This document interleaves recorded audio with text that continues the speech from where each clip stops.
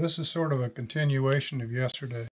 I had to modify a few things. What I was doing yesterday, I was using rubber bands to hold these ribs on the rails. So I was having trouble, it took too long and the rubber bands would melt under the CA or the kicker. So what I did, I cut these little pieces out of 1/4-inch ply on a chop saw. And basically it's just going to be a duplicate of this.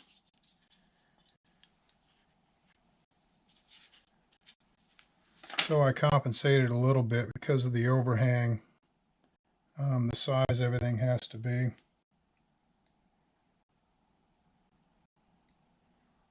So anyway, what I'm going to do is put these ribs in between these plywood spacers here, and then I'm going to use tape to hold it all together.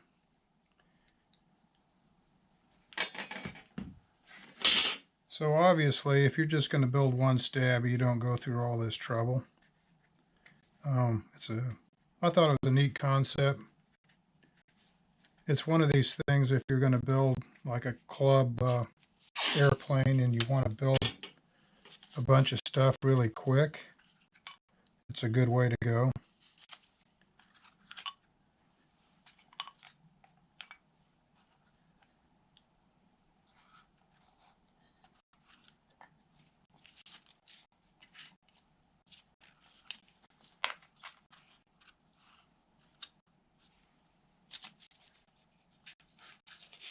So put a little tension on it and sort of squeezing them together as I go.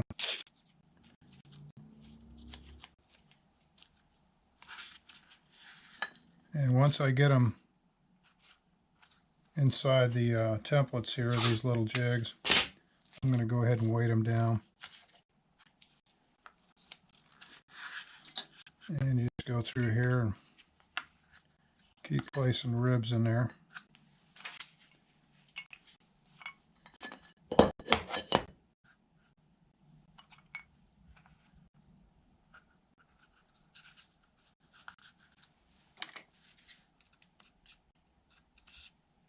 And become obvious here, but you want to make sure you have overhang.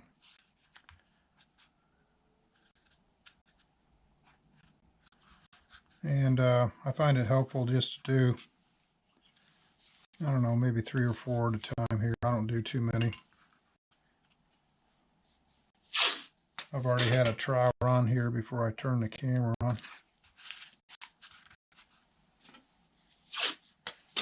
So I guess as far as what you'd call this is sort of like a cut in place. So instead of cutting all the pieces individually and placing them inside the framework, these are set up to where they're cut in the jig in place. It does a couple things. It speeds the process up, and it also makes it super accurate because it's already in position before you cut it. So these little ribs here, they're 1/8 inch thick, and when I made these little triangular pieces, these parts here, I drew it out on the plywood what I wanted for my stab, and then the saw kerf on the saw that I used to slice this up is an 1/8 inch. So what I did is I ran the saw blade right down the line, which opened up the jig here, or the templates, at the right amount. So the kerf of the blade was the width of these ribs.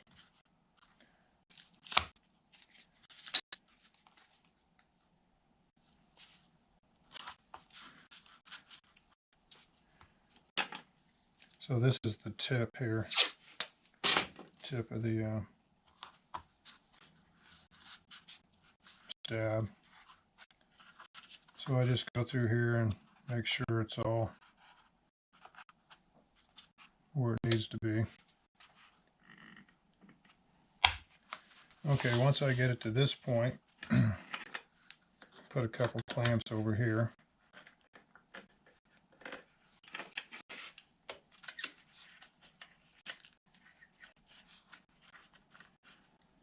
Okay, so all these little ribs are positioned where I want them. Now it's time to cut them. What I do, a little extra, I don't know, you don't have to maybe, but I always weight them down with these blocks. I take some of these blocks and I place them.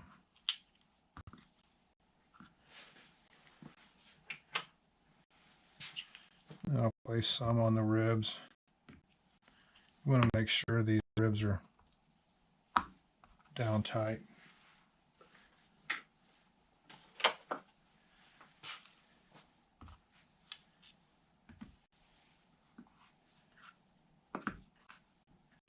Just like that.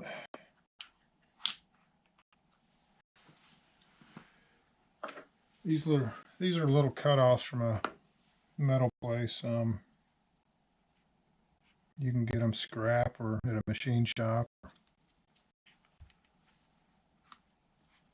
And then what I do is I put them on the belt sander and I get a machinist square and go around and make sure it's all squared up. You don't have to worry about the steel dimension, but the bar, you have to worry about the cutoff. So that's about all you have to do there.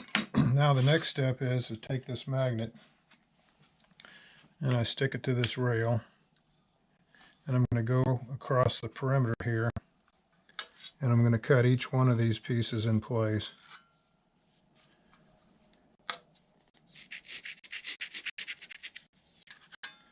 So just slide the magnet wherever I need it. Sometimes you have to go from the other direction. Reason being, the spline on this saw, you don't want it rubbing against the ones you just cut. You want to make sure that you maintain the right angle. This one's a little bit tougher here.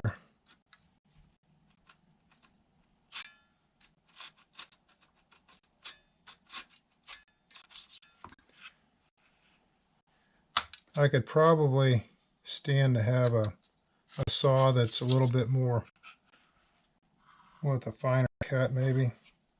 This one's a little coarse for this thin stuff.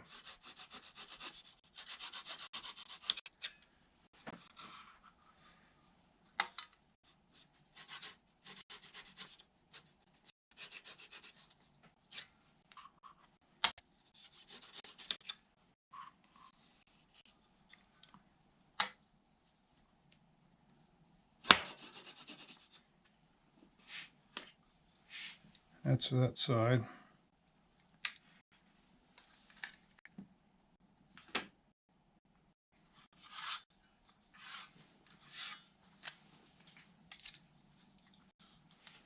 I'm going to do the same across the back here. I don't know if you can see it or not here, but my preview on my phone has got a pretty good lag on it.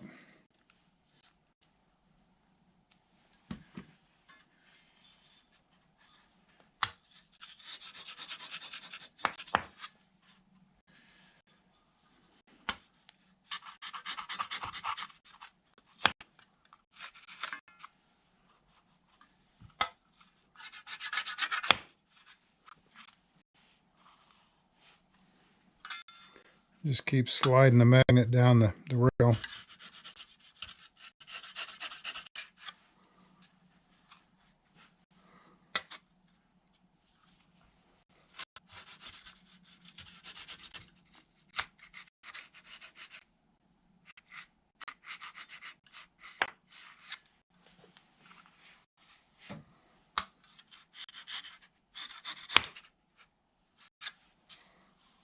Now when it comes time to remove the saw from the magnet, you can't pull it away, you have to slide it off the magnet.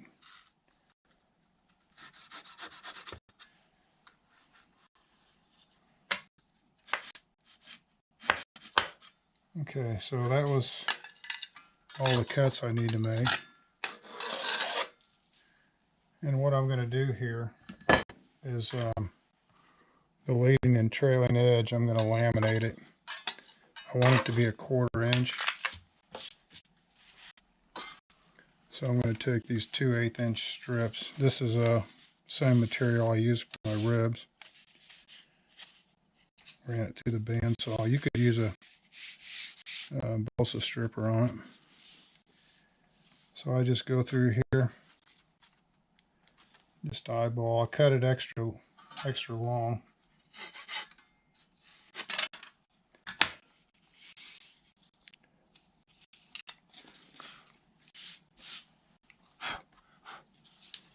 Now see if I can get this camera positioned where you can see me laminate this balsa strip here.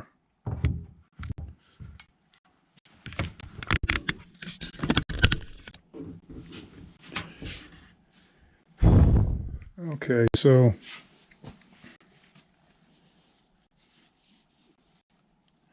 just take some medium CA.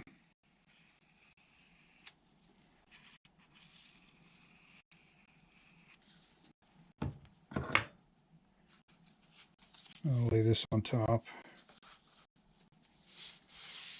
And I'll sort of center it with my fingers, make sure it's on top and centered. And just push down until it's stuck together. Use your fingers when you lay it down, make sure that it's in line.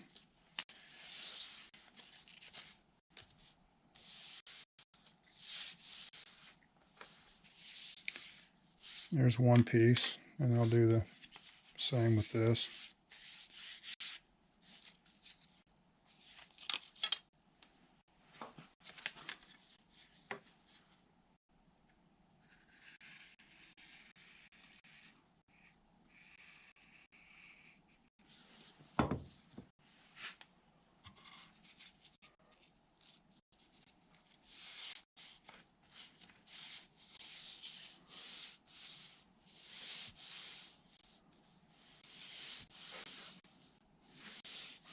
Now when I cut these ribs in this strip stock for the ribs and the leading and trailing edge, I cut it just a hair oversized so you can see the saw kerf from the bandsaw on this wood. But it really doesn't matter because it's just a little bit thicker than it needs to be to cut. So it gives you a little bit of room to see in. Now yesterday when I did that stream, what I made the mistake of doing is I tried to spray the kicker on the joint after I put it together. So I found out what you want to do is mist a little kicker on the trailing edge here, or the leading edge, and then use thin CA to actually glue it on there. So I'll just mist a little bit like that, and really you sort of let it dry a little bit. You don't want it wet. And then I got this in the Dayton Hobby Shop over there. This stuff here, never heard of it before, Parfix. It's really good. I've had really good luck with it. So the Dayton Hobby Shop, I forget the name, but it's right across the street from the museum. So I'll get this lined up here, and I'll just put one drop on it. You don't want to put too much, you'll be gluing the part to the little jig. And I'll just go down there and make sure it's all in line.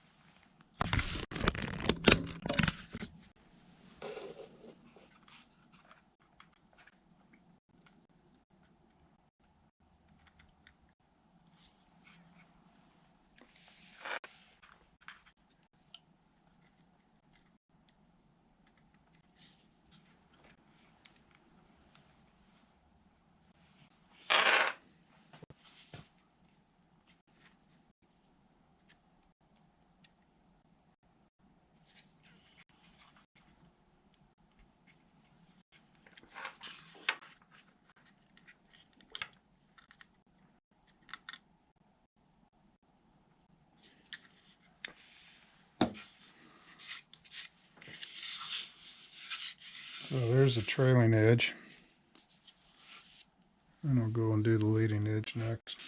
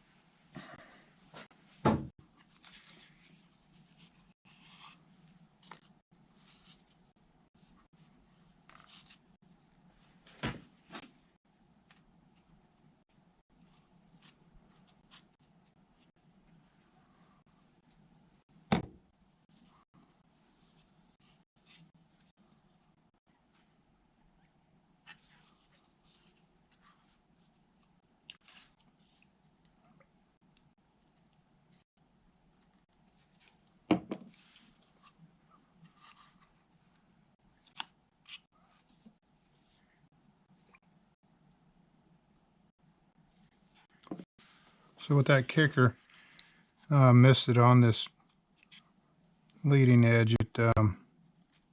It goes really quick.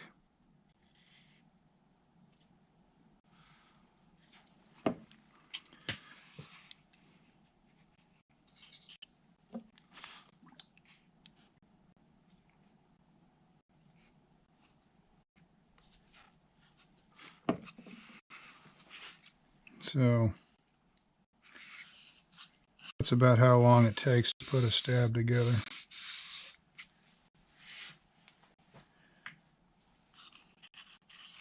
So at this point, go ahead and unclamp it.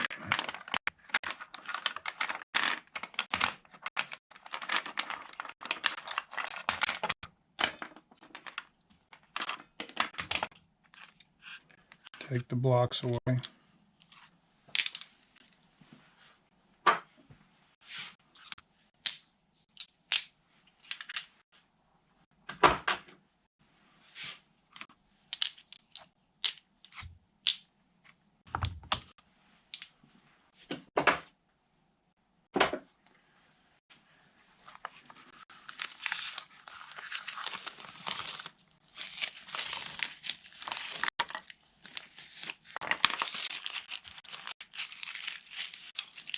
And before I cut this, these spacers up, I numbered them 1, 2, 3. So I put 1S for the stab, 2S, 3S, and then the elevator I put 1E, 2E. So that way keep track of where everything goes.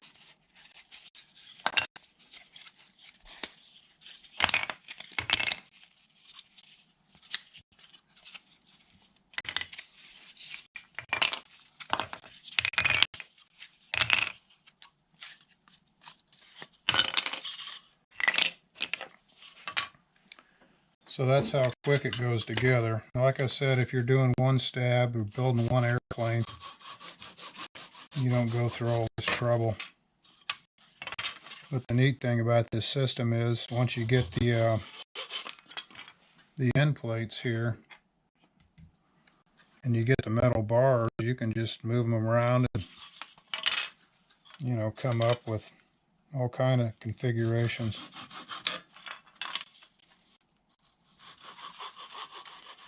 I mentioned yesterday that I've got short bars in case you wanted to taper the leading edge. You got another block you put out here and you got short bars so you could do that. This is left over from yesterday. I didn't go by these markings today. And then if you need to clean the markings off, you just take a paper towel and a little thinner.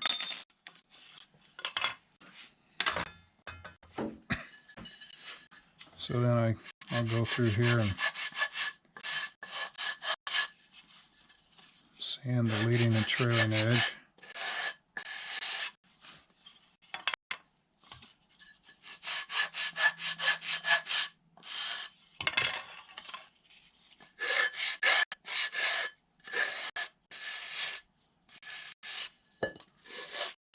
But this method works good if you're doing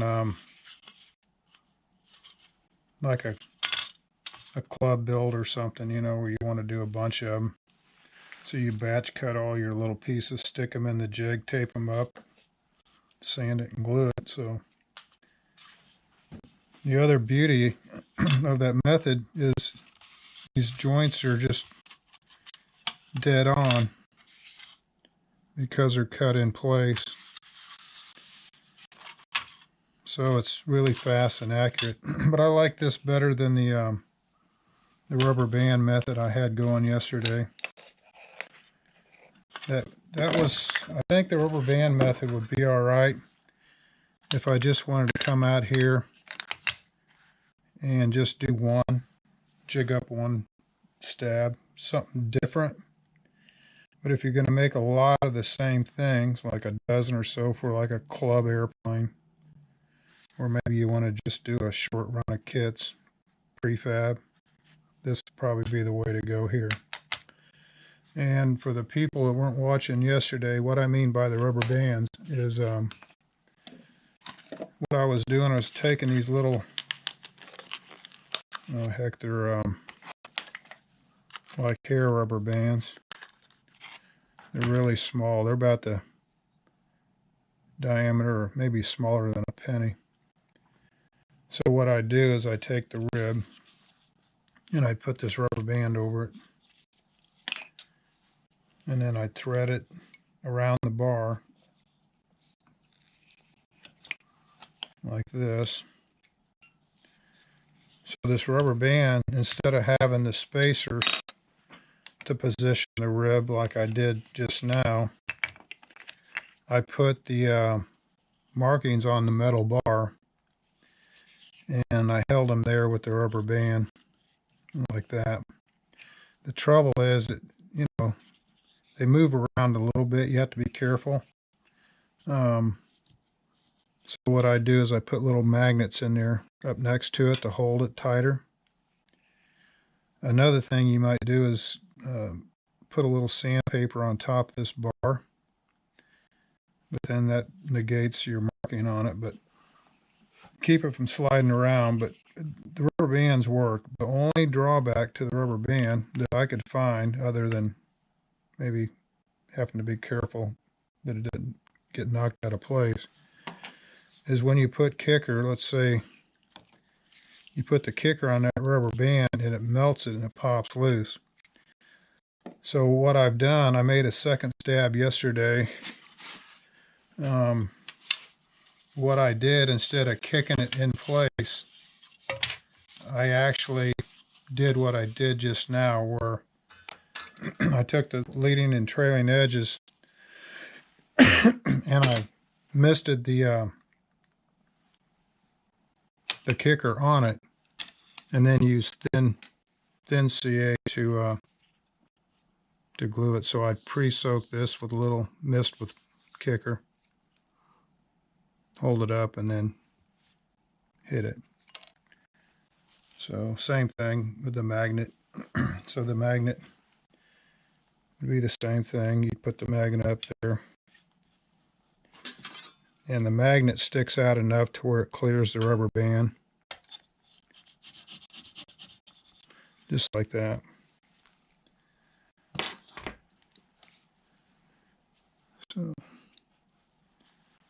So this rubber band would be a good way to do something, just a one-off.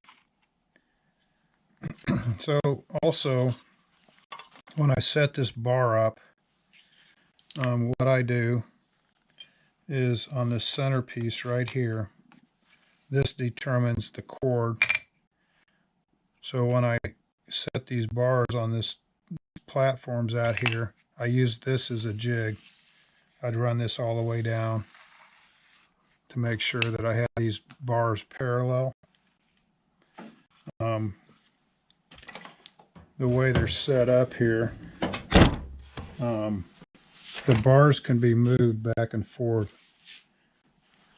Yesterday on the live stream, I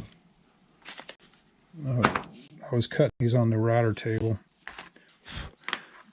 So these pieces of oak, or you could use Baltic birch or whatever, but they're cut with a 17-degree dovetail bit. And let's see if I can find it here. It's a match fit. So what I did is I ran a 1/4 inch bit through there, cleaned it with a 1/4 inch bit, and then I ran the dovetail behind it. And this was the 1/4 inch bit.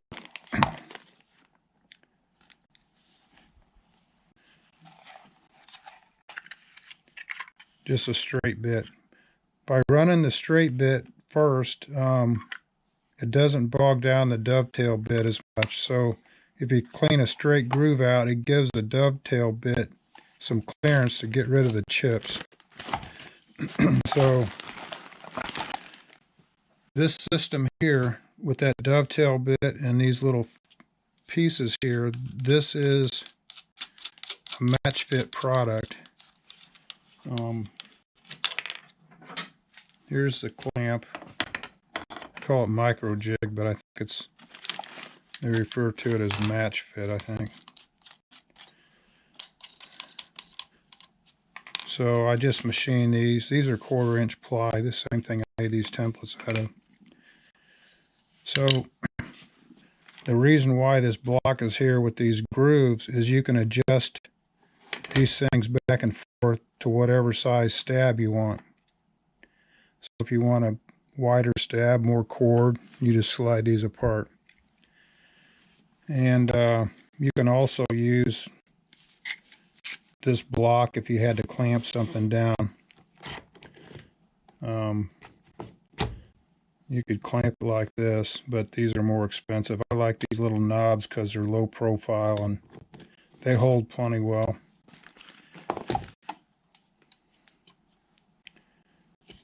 And really, with this little plywood plate on top, it squeezes it down really, really well. It doesn't want to move. You just have to make sure once you get it all laid down here, you don't bump it. And then you just adjust these bars to this parallel. This was the center section of my stab. That's all there is to it. And I'll go over it one more time. This little fixture I made yesterday. It was a sled.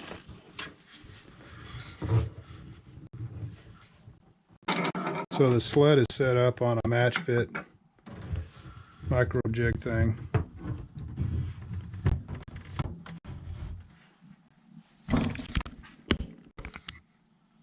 These are scrap pieces here.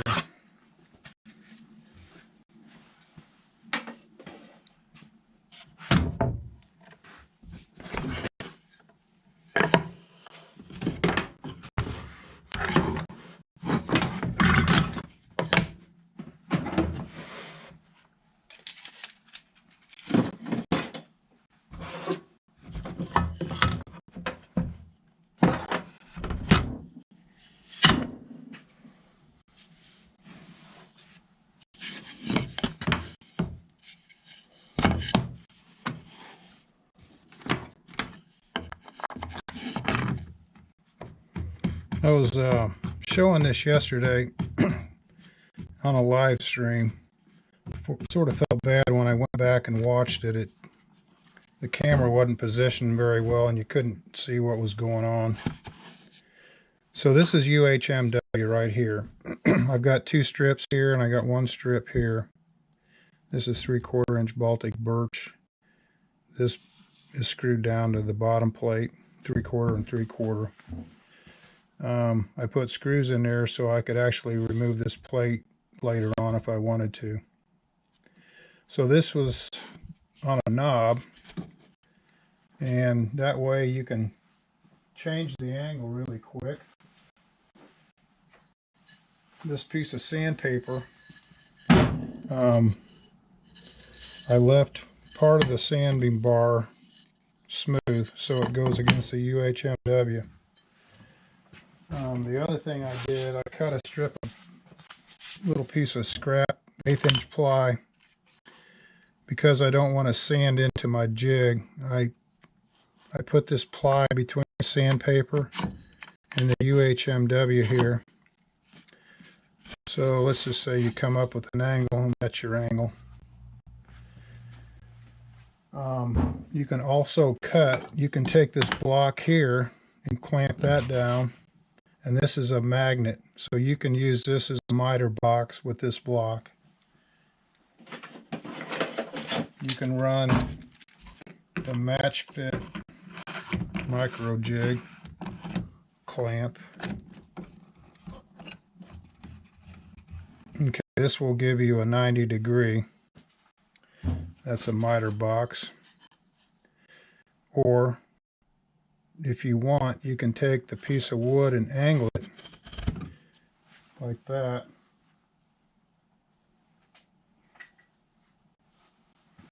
So when you angle it, you can actually cut it. And then once you cut it, you know, you can come back here and sand it. Or really with balsa wood, you know, you can almost just sand it. You come in here and you tighten the fence down, and you'll come in here like this.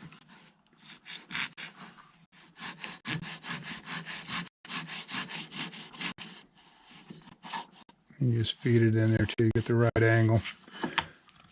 The other thing you can do, if you don't want the knob here, you can use these clamps on this other block. So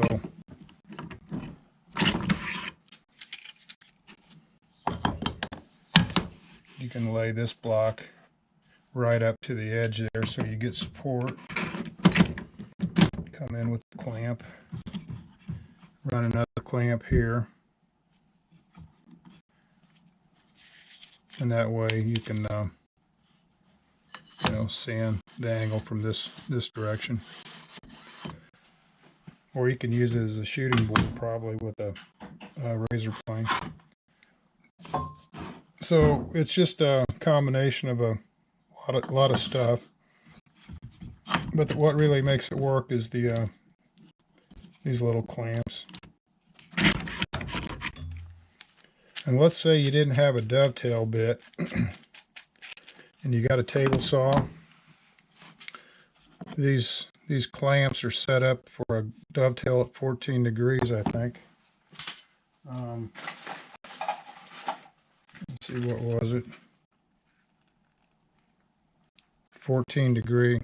So you could cut the groove with a table saw, run it through there at 14°, as long as you got your spacing right, and probably get by without a dovetail bit. It'd be a lot more trouble, but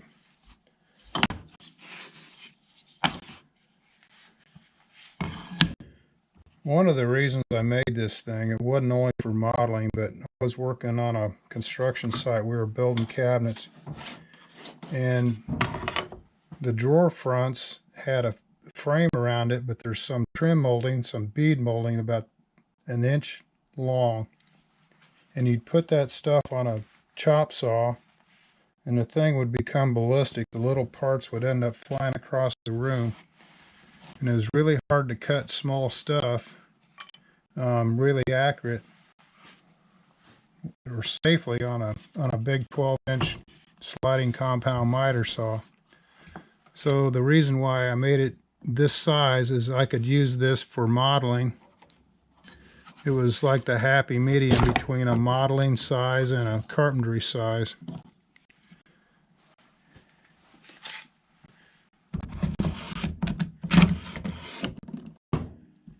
The other thing I talked about yesterday, this part of the fixture is parallel to this.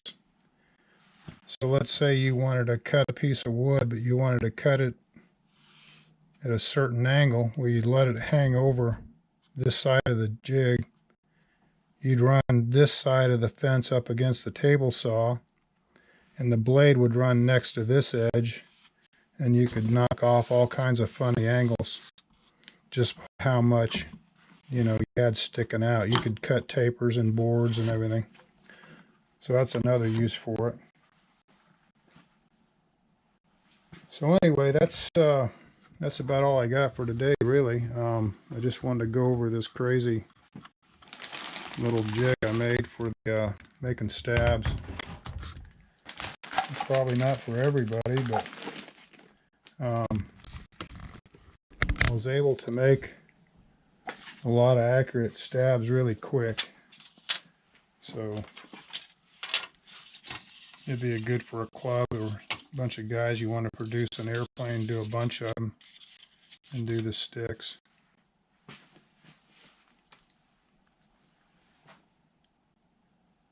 So thanks for tuning in. Old Sparky, he's taking a break, I think. He's not on as much as he was. He's trying to get all his stuff out of storage and cleaned up. Trying to get some of his modeling stuff back to St. Louis, I think. So maybe I'll fill the void just a little bit. But about it. There's the mess. There's probably 8 or 10 projects on this bench. Sparky comes over here and sees this, it drives him crazy. So, thanks for tuning in, and I'll keep plugging away out here. Probably going to clean up now. Talk to you guys later.